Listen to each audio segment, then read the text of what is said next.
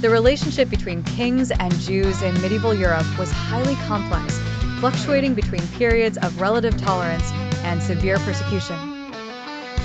Jews often held a special status as a religious minority, but this depended heavily on the personal policies of rulers. A prominent example of this complexity is the expulsion of the Jews from England in 1290 by King Edward I. The situation before the expulsion before the Edict of Expulsion. Jews had lived in England for centuries, arriving after the Norman conquest in the 11th century.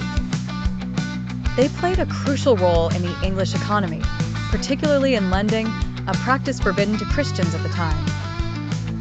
This made them essential to kings and nobles, yet also generated animosity from those who borrowed from them. Rising hostility over time, hostility towards Jews intensified due to religious, economic, and social factors. Religious reasons.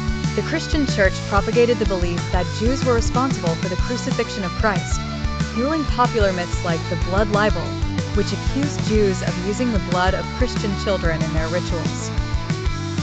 Economic reasons.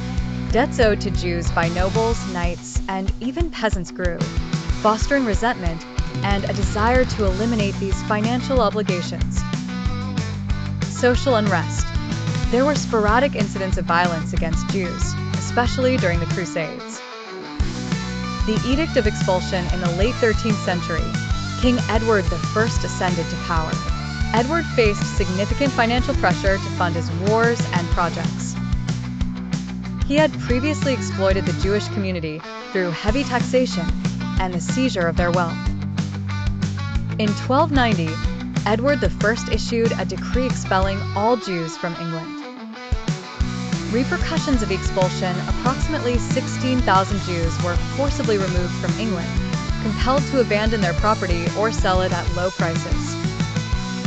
Christians were absolved of their debts to the Jewish community, but the king seized a large portion of these debts.